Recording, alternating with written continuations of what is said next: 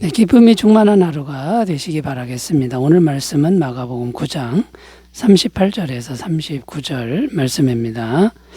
요한이 예수께 여짜오되 선생님, 우리를 따르지 않는 어떤 자가 주의 이름으로 귀신을 내쫓는 것을 우리가 보고 우리를 따르지 아니함으로 금하였나이다. 예수께서 이르시되 금하지 말라. 내 이름을 의탁하여 능한 일을 행하고 즉시로 나를 비방할 자가 없느니라. 아멘. 자, 오늘 말씀은 요한이라는 제자가 주님께 무언가를 여쭙는 내용입니다. 뭘 여쭈었냐 하면 어떤 사람이 주님과 제자들을 따르지 않는데 주님의 이름으로 귀신을 쫓아내는 것을 보고 그 행위를 하지 말라고 금했다라는 것이죠. 그러면서 주님은 어떻게 생각하시냐고 여쭈었다라는 겁니다.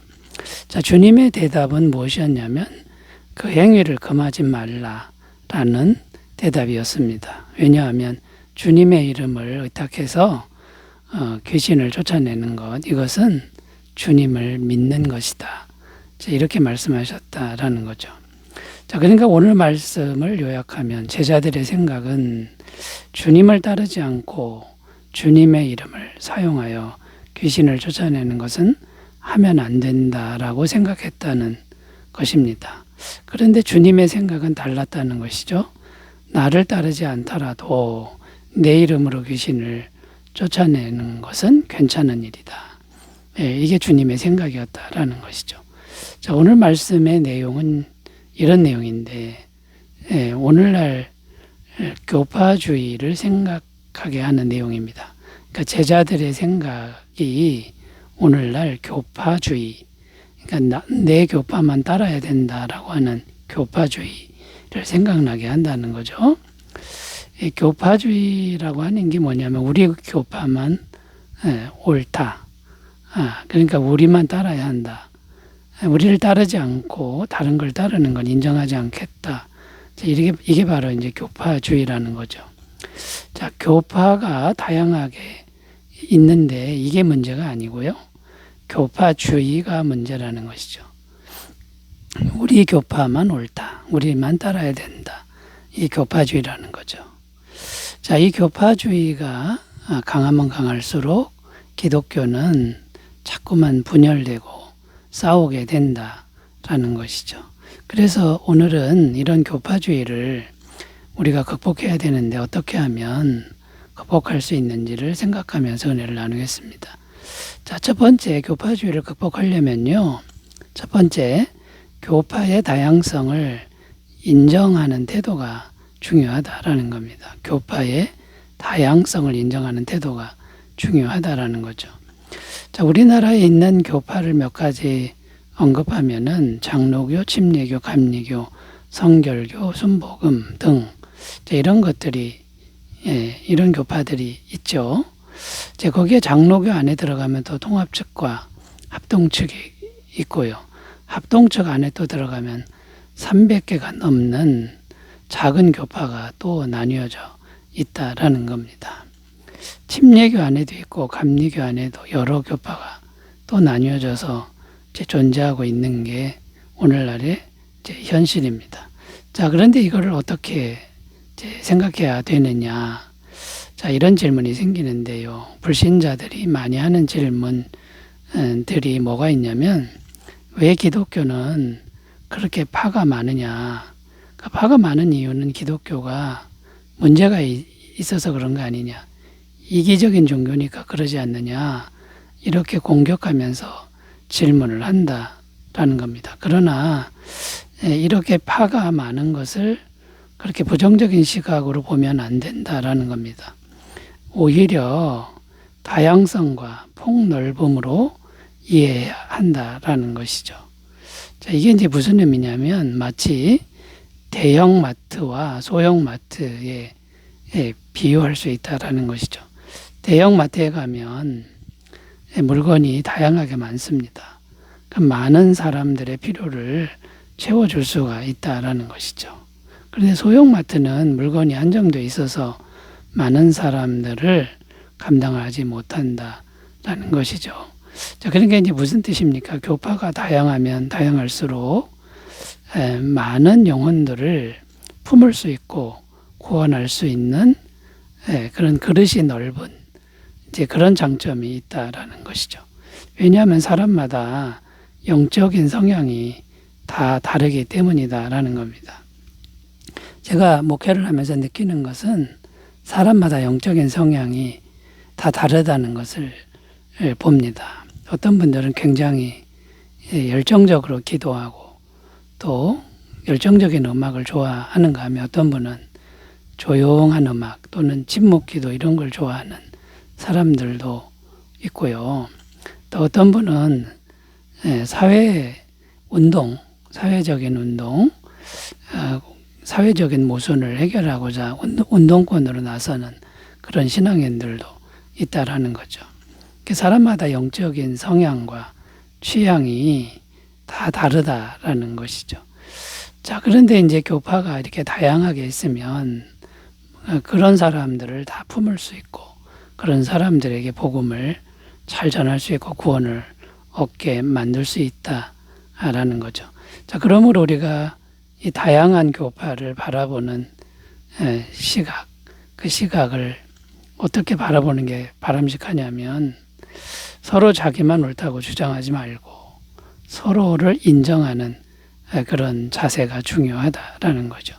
나와 다르다고 해서 나와 다른 존재는 다 틀렸다 이게 아니라 그냥 나와 다를 뿐이다. 이렇게 봐야 된다라는 것이죠. 자, 그러므로 다른 교파를 인정하는 것이 중요한데 그렇다고 또 무조건 인정해서는 안 되고요. 반드시 확인해야 될 것은 복음의 내용이 같아야 된다라는 거고요. 영이 같아야 됩니다. 오직 성령님의 임재가 같아야 된다라는 거죠. 영이 다르면 그것들은 다 이단이 된다라는 것이죠. 자, 그러니까 여러분 이 배타적 교파주의를 극복하는 첫 번째 그런 생각은 교파의 다양성을 긍정적으로 인정하는 그런 태도를 가지라는 것이죠. 이런 태도로 나와 다른 그런 교단, 교파를 잘 품으시기를, 잘 이해하시기를 바라겠습니다. 자, 두 번째로 가보겠습니다. 교파주의를 이제 어떻게 극복할 수 있을까요? 두 번째는요, 비교의식과 경쟁의식을 버려야 한다라는 겁니다. 비교의식과 경쟁의식을 버려야 한다라는 것입니다. 자, 교파주의를 부추기는 의식 중에 비교의식과 경쟁의식이라는 게 있습니다. 이제 비교하고 경쟁한다 이런 의미인데요. 서로 비교하고 경쟁하다 보니 교파주의가 생기고 또 강해지는 결과를 낳았다라는 것이죠.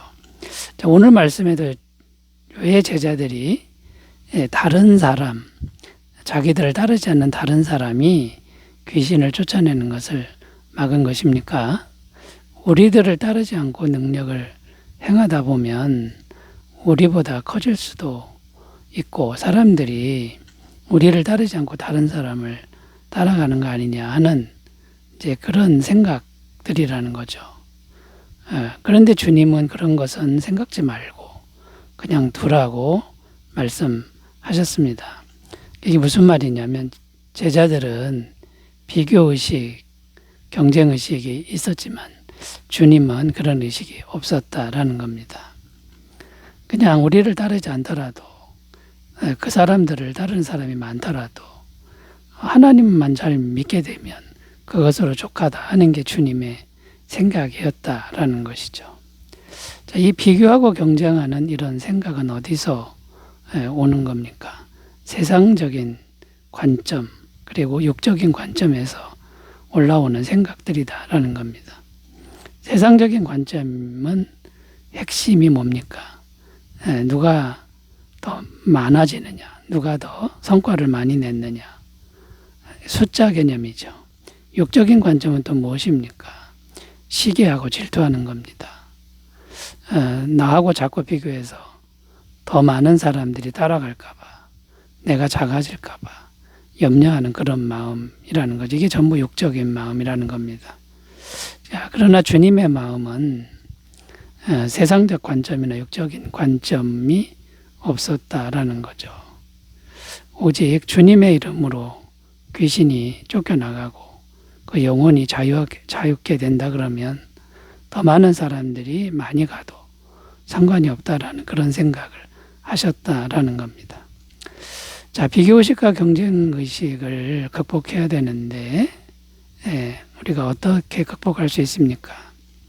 세상이 어떠하든 또 다른 사람이 어떠하든 영광을 받든 인기를 얻든 그거 쳐다보지 말고 그냥 내게 주어진 길을 묵묵히 주님 앞에서 걸어가는 그런 태도가 중요하다라는 거죠.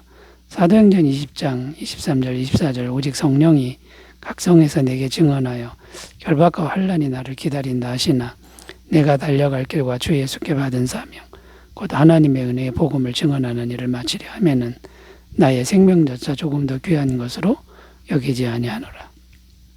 사도 바울은 세상 영광, 인기 이런 거는 생각지 않고 주께서 자기에게 주신 길 죽더라도 누가 알아주지 않아도 묵묵히 그 길을 걸어갔다라는 겁니다. 자, 우리에게도 이런 결단이 있으셨으면 좋겠습니다. 자, 세 번째로 가보겠습니다. 교파주의를 어떻게 극복할까요? 세 번째는 교파에 상관없이 영혼구원의 사명에 연합할 줄 알아야 된다. 영혼구원의 사명이라면 연합할 줄 알아야 된다라는 겁니다. 자, 교파주의의 또 다른 문제점 중 하나가 배타적이라는 것인데요. 이 배타적이라는 것은 연합할 줄 모르는 그런 성향을 말합니다.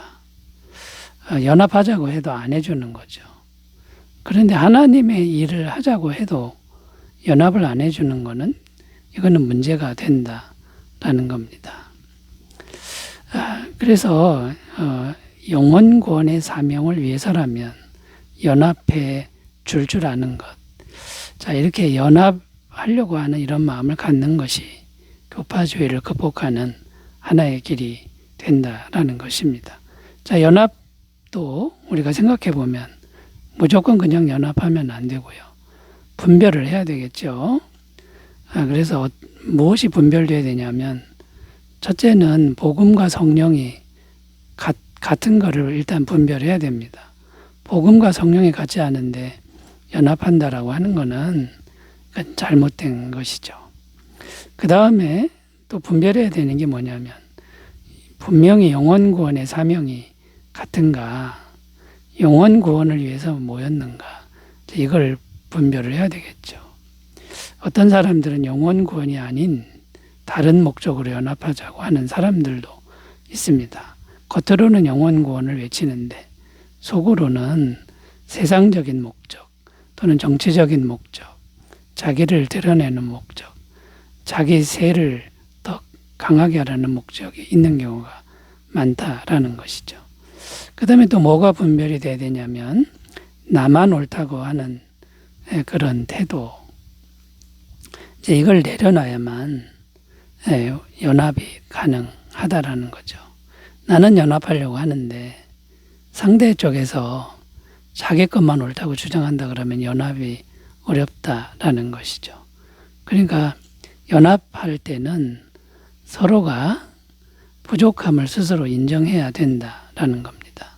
서로 간의 장단점을 인정하고 양보하는 이런 부분이 있을 때 연합이 가능하다라는 거죠. 자, 영혼구원의 사명에 그래도 함께하고 연합하는 그런 마음으로 교파주의를 잘 극복하시기 바라겠습니다. 기도합니다. 하나님 아버지, 우리 안에 있는 육적인 생각, 세상적 생각 잘 내려놓게 하옵소서. 예수님의 이름으로 기도드립니다. 아멘. 은혜 충만하시기 바라겠습니다. 감사합니다.